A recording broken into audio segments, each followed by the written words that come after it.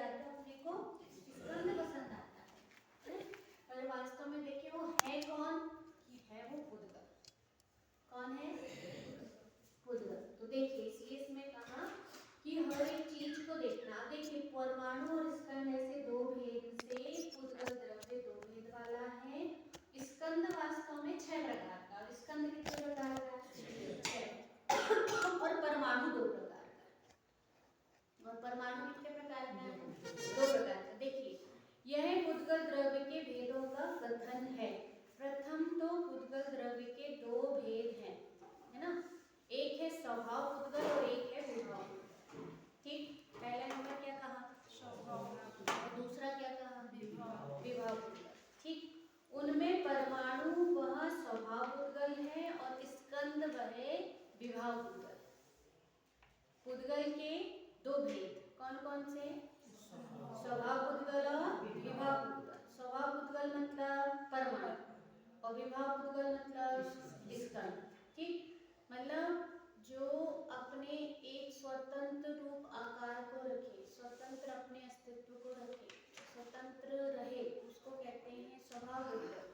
और जो खुद उसमें ना रह के उसमें बहुत सारे पुद्गल परमाणुओं के साथ रहे, तो उसको बोलते हैं विभव पुद्गल।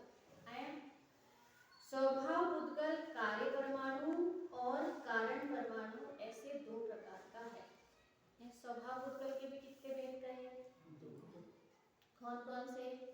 एक कार्य परमाणु है और एक कारण परमाणु। अब बताओ, अपन कहें कि चलो कारण परमात्मा तो सुने, लेकिन कारण पुद्गल तो नहीं सुने। तो कह रहे हैं कि कारण परमाणु भी है और एक कार्य परमाणु भी। परमाणु में भी कौन है? कारण परमाणु भी है और कार्य परमाणु भी है। कैसे? अपन कहें कि वास्तव में देखें तो जो पुद्गल है, तो पुद्गल में जैसे अपन लेते ना, आटा में सामर्थ्य है, तो आटा में रोटी बनाने की सामर्थ्य है, लेकिन रेत में नहीं है। सोने में स्वर्णत्व की सामर्थ्य है, लेकिन किस में नहीं है? लोहे में नहीं है, चांदी में नहीं है। तो स्वर्ण में स्वर्ण बने की जो सामर्थ्य है वो क्या हुआ कि वो उसमें कारण परमाणु क्या पड़ा उसमें? कारण। तो कारण परमाणु से किसको देखना? कि कार्य परमाणु को देखना। अपन देखते हैं कार्य को, किसको देखते हैं? लेकिन किसको नहीं देखते?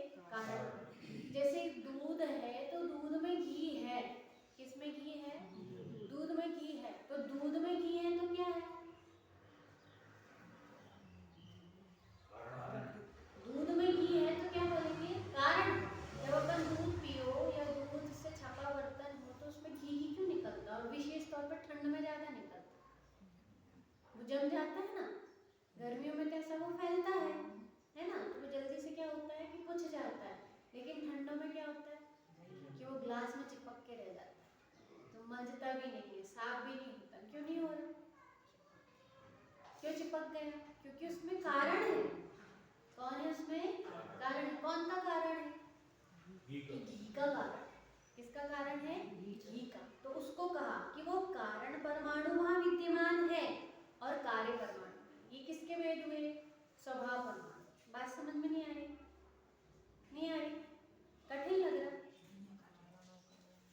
पढ़ते हैं अभी, फिर चार्ट बना देंगे ना। स्कंदों के 6 भेद हैं, और स्कंद के कितने भेद हैं? 6। कौन कौन से? पृथ्वी, जल, छाया, 4 इंद्रियों के विषयभूत स्कंद, और कर्म योग स्कंद, और कर्म को अयोग स्कंद। ऐसे 6 भेद। स्कंदों के भेद अब कहे जाने वाले सूत्रों में अगली 4 गाथाओं में विस्तार से कहे जाएंगे। ठीक, देखो बात बिल्कुल सरल है। इसको ऐसे देखना कि जीव हो गया, अब अजीब की बात चल रही। किसकी बात चल रही? अजीब की। तो जीव जो था, तो जीव के कारण कार्य समझे थे, है ना। अब किसके समझना है? अजीब की। तो अजीब में कौन है? पुद्गल। अजीब में कौन है? पुद्गल। बोलते जाओगे तो समझ में आएगा, दिमाग इधर रहेगा, नहीं तो घर चला जाएगा, रोटी बनाने लग जाता है वो, ऐसा होता है ना। तो कौन है? पुद्गल। कौन है? पुद्गल। 6 द्रव्य मालूम है? कौन कौन से द्रव्य हैं? जीव, पुद्गल, धर्म, अधर्म, आकाश, काल। ठीक, तो जीव तो कौन है कि जीव हो गया, तो जीव अधिकार में उसकी चर्चा होगी। अब क्या आया? अजीब। तो में किसकी चर्चा है? पुद्गल की। किसकी चर्चा है? पुद्गल। पुद्गल की। तो अभी कहना है कि पुद्गल कितने प्रकार का? कि पुद्गल दो प्रकार के। पुद्गल कितने प्रकार के? दो प्रकार के, है ना। तो पुद्गल जब दो प्रकार का आएगा तो दो प्रकार के पुद्गल में कौन आएगा? नहीं, उसमें आएगा स्वभाव पुद्गल और विभाग पुद्गल। क्या आएगा? स्वभाव पुद्गल और विभाग पुद्गल। तो अभी कहना है कि जो स्वभाव पुद्गल कौन है? स्वभाव पुद्गल।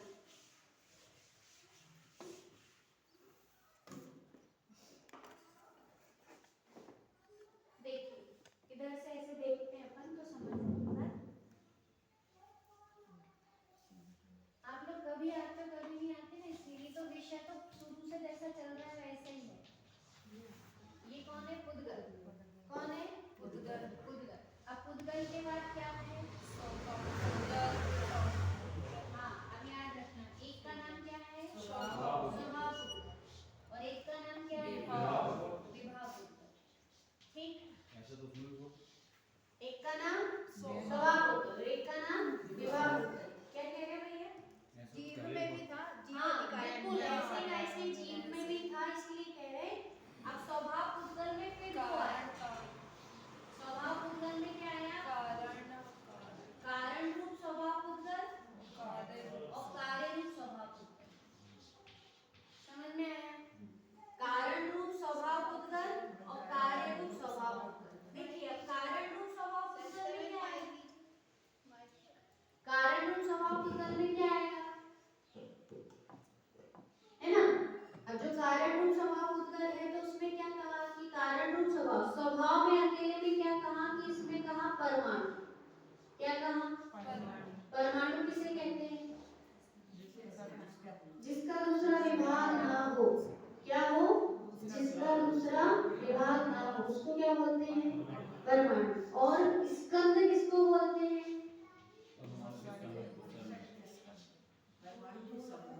हाँ, दो या दो से अधिक परमाणु के समूह को स्कंद बोलते हैं। जैसे ये डस्ट गिरी है ना, क्या गिरी?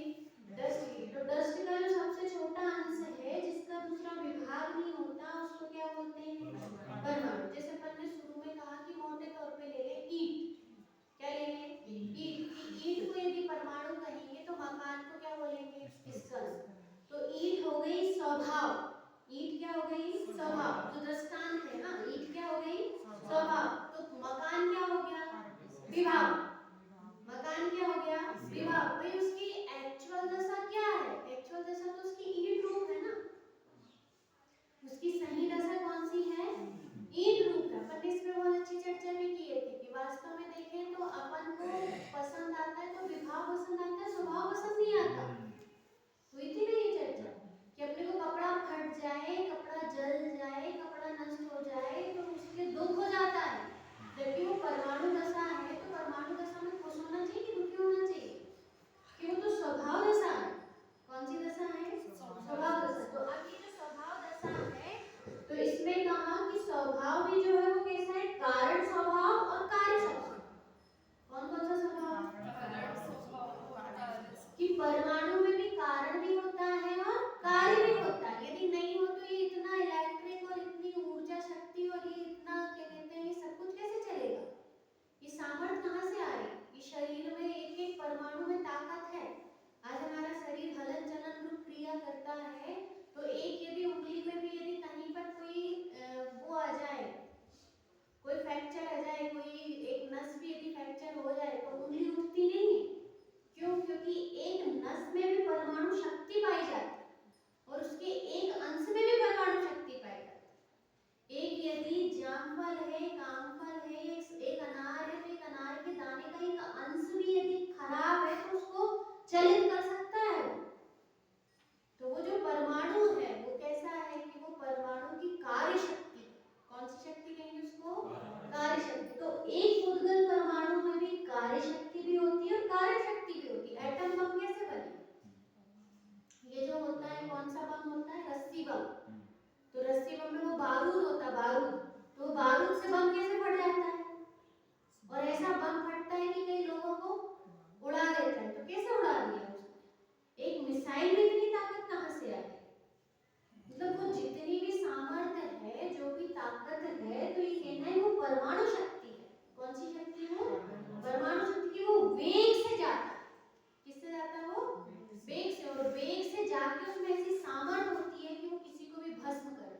ये चित्र बनाने की सामर्थ्य किसमें आ गई, किसमें एक अलग प्रकार के चित्र रूप परमाणु इकट्ठे।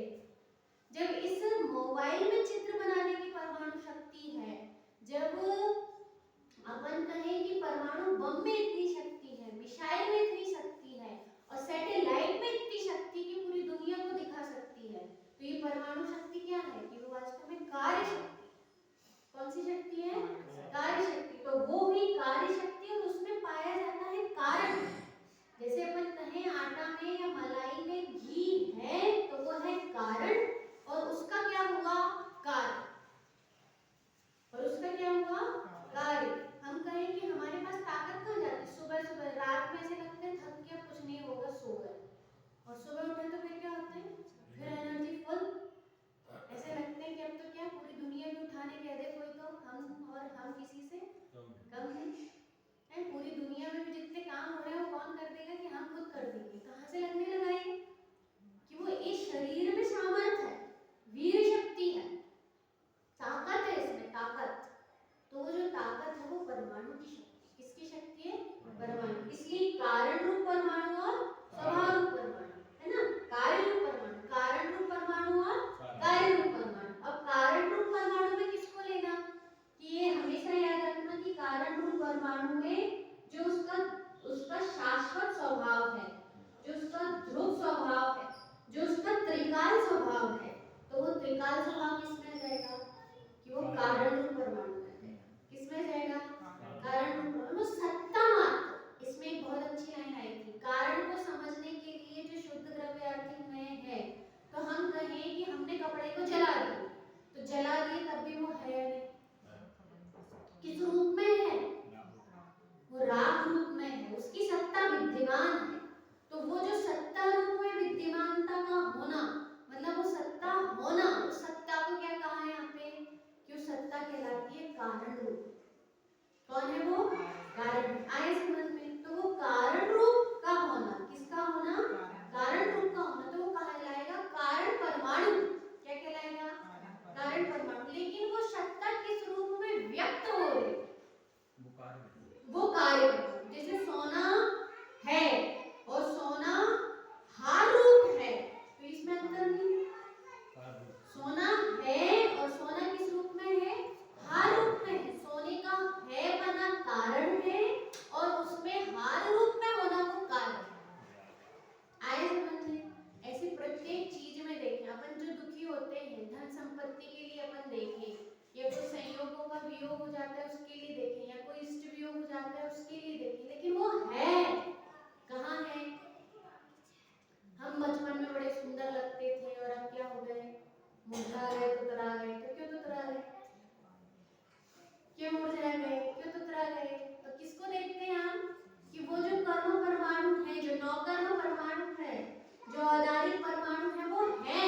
उसकी सत्ता खत्म हुई हो तो नहीं हुई, उसकी सत्ता क्या होती है? विद्यमान रहती है। क्या रहती है?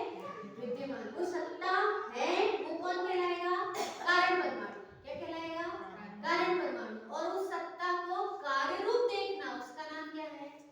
कार्य रूप परमाणु बन जाएगा। समझ में आया?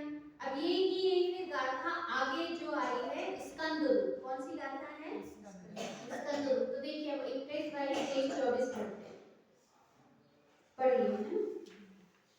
अयि थूल थूल थूलम थूल सुहुमं च सुहुमथुलं च सुहुमं अयि सुहुमं मिदे धरादियं होदि च पेयम् भूपपद्मादिया फणिदा अयि थूल थूल विधि खंदा थूलाय दिविनेया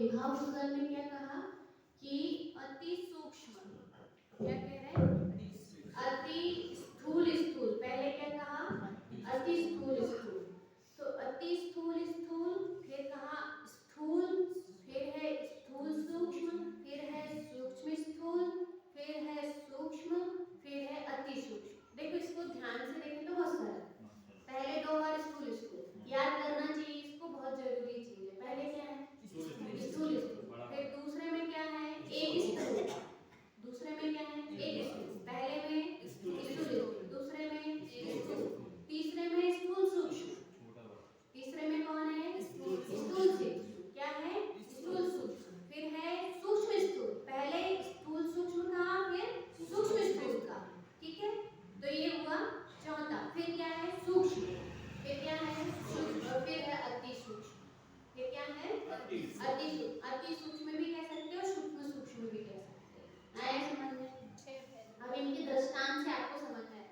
इसमें कहा ना जो विभाव है स्कंद है वो कितने प्रकार का है, 6 प्रकार का है, याद रहेगा। परमाणु कितने प्रकार का है, 2, परमाणु कितने प्रकार का है, 2 प्रकार का है ना, कौन कौन सा, कारण रूप परमाणु और कार्य रूप परमाणु।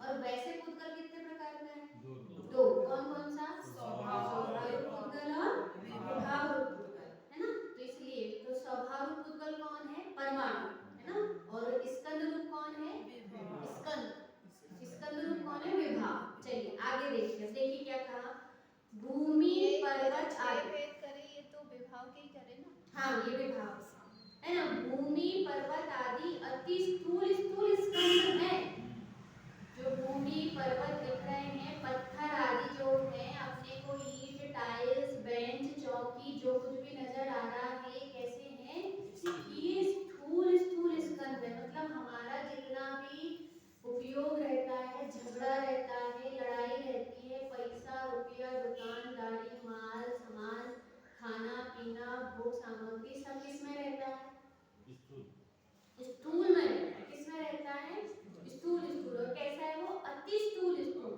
तो अति स्थूल स्थूल स्कंद कहे गए हैं। फिर क्या कहा, सब पीर जल तेलियात्या, मतलब घी जल तेल आदि को स्थूल स्कंद कहा है। घी तेल को क्या कहा है, स्थूल स्कंद, घी जल और तेल, इसमें ऐसा भी आता है कि नहीं ग्रंथों में, जो ठोस होता है और जो प्रवाहमयी होता है, तो जो ठोस है उसको स्थूल स्थूल, और जो प्रवाहमयी है वह है स्थूल, उसको क्या बोलेंगे स्थूल। आया समझ में, जो ठोस है वह है स्थूल स्थूल, और जो प्रवाहमयी है वह है जल, क्या हो जाता है बह जाता है, घी क्या होता है बह जाता है, तेल क्या होता है बह जाता है, तो वह कैसा हो गया स्थूल, कैसा हुआ स्थूल, और वो पकड़ में आ जाता है, किसी अपेक्षा ऐसे हाथ में लो तो पकड़ में आ जाता है, और वो स्थूल पर्वत और पत्थर कैसे पकड़ में आते हैं ऐसे, तो वो अति स्थूल स्थूल, और वो कैसे हो गए स्थूल। अब तीसरा देखो छाया आता, छाया और आता, कि जो छाया है और आताप है, अपनी भी जो छाया बनती है अपन उसको पकड़ सकते हैं क्या, नहीं पकड़ सकते, आताप है उसको पकड़ सकते हैं क्या, पर ये भी क्या है पुद्गल है और स्कंद है, मात्र पुद्गल अकेला नहीं है, कैसा है स्कंद है, मतलब वो छाया के परमाणु जो है वो मिलके बने हैं इसमें, तो इसलिए कहा छाया आताप धूप आदि। अभी वर्तमान में जो प्रकाश रहे, यदि लाइट का भी प्रकाश आ रहा अपने को, तो लाइट का प्रकाश भी क्या है, टॉर्च का प्रकाश है, मोबाइल का प्रकाश है, लाइट का प्रकाश है, वो किस में आ जाएगा, कि वो इसमें आएगा, छाया आता इसमें जाएगा, इसमें कहेंगे स्थूल सूक्ष्म, क्या बोलेंगे इसको स्थूल सूक्ष्म, याद रहेगा। पहला क्या था स्थूल स्थूल, दूसरा क्या था स्थूल, तो स्थूल स्थूल में कौन है पर्वत, पर्वत पाषाण आदि कैसे हैं स्थूल स्थूल। दूसरे नंबर में कौन है, दूसरे में कौन है तेल घी आदि तरल पदार्थ, है ना, जो तरल पदार्थ है वो कैसे हैं स्थूल, वो क्या होते हैं, वो क्या होते हैं, वो पकड़ में आते हैं, कैसे होते हैं वो पकड़ में आ जाते हैं, है ना। फिर उसके बाद क्या कहा, उसके बाद कौन है छाया आता, है ना, छाया आता कैसे हैं, छाया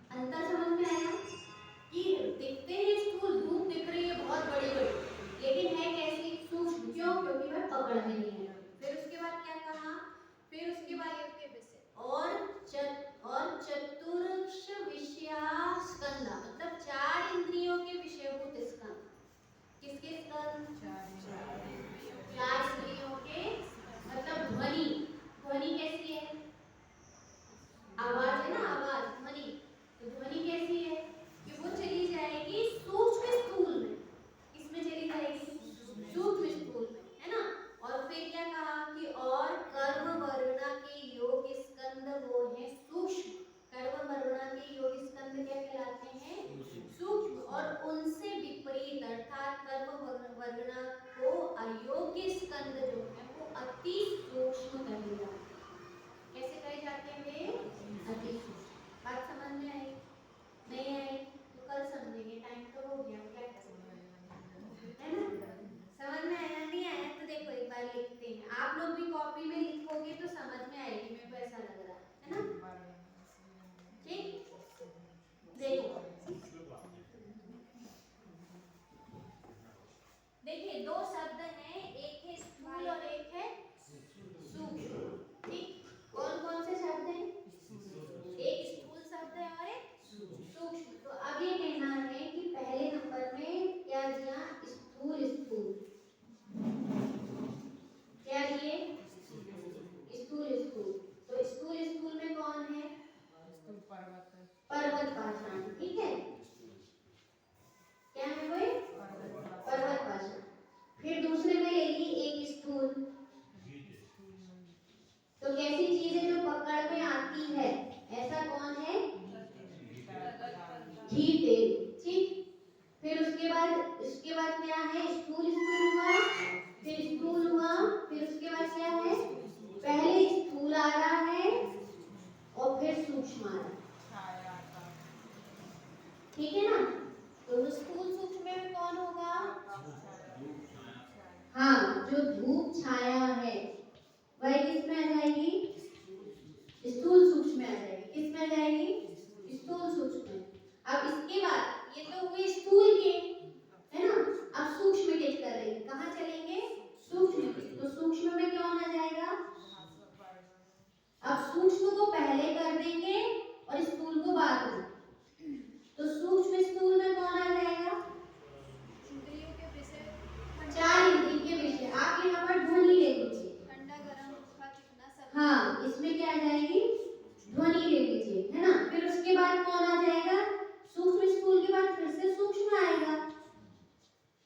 तो एक सूक्ष्म आया, तो एक सूक्ष्म में कौन आ जाएगा? कार्बन वर्णा, कार्बन स्कंद। कौन आ जाएंगे? कार्बन स्कंद। और कार्बन स्कंद के बाद अति सूक्ष्म में कौन आया? कि कार्बन वर्णा के अयोग्य स्कंद, है ना? मतलब एक तो कार्बन वर्णा है और सूक्ष्म सूक्ष्म में कौन है? उनके विपरीत कि जो कर्मरूप परिणत नहीं हो सकती, ऐसे कार्बन अति सूक्ष्म परमाणु। कैसे परमाणु? अति सूक्ष्म परमाणु। आए समझ में? पकड़ में आया? आएगा, और उसको बार बार पढ़ेंगे, लिखेंगे अपन, और बार बार सुनेंगे तो धीरे धीरे आने लगेगा। ठीक, मतलब जो ऐसे कर्म परमाणु या ऐसे परमाणु जो स्कंद रूप नहीं परिणमित हो सकते, ऐसे मतलब कार्बन वर्णा रूप नहीं बन सकते, ऐसा।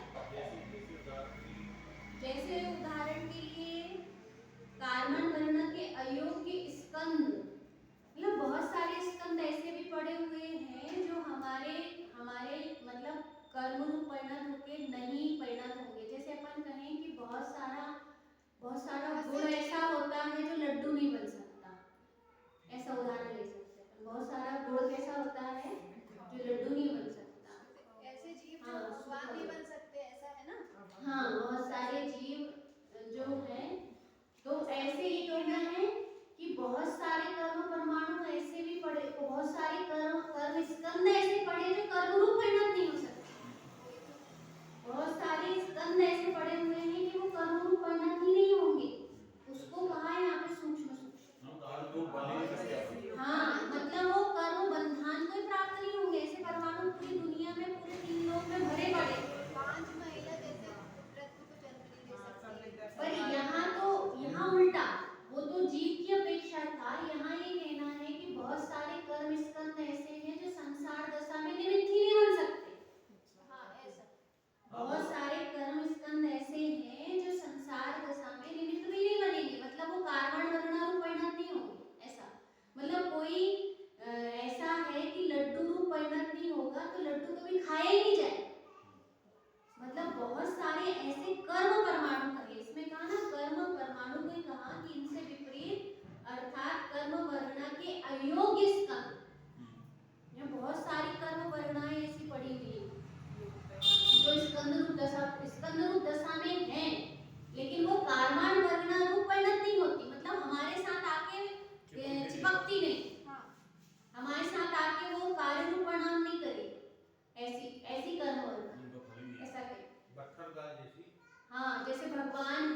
भगवान, जैसे भगवान थे तो भगवान बन गए, तो भगवान बनने के बाद जो कर्म परमाणु थे वो कैसे हो गए कि शुद्ध हो गए। तो वो कर्म परमाणु शुद्ध स्कंद रूप कैसी हो रही है कि पूरे संसार में पड़ी है, मतलब वो शुद्धता को प्राप्त हो गई। किसको प्राप्त हो गई? शुद्धता को, मतलब उसमें फलदान देने की सामर्थ्य नहीं है, ऐसा कह सकते हैं अपन उसको। जैसे किसी में फलदान देने की सामर्थ्य नहीं होती ना, जैसे आज का 100 रुपया है, कौन सा पुराना वाला 500 रुपए है, वो क्या होगा? हाँ, उसमें परिणत होने की सामर्थ्य नहीं, उसमें अनुभाग शक्ति नहीं आएगी, उसको कहा जाता है ना। और विशेष अपन टीका में से देखें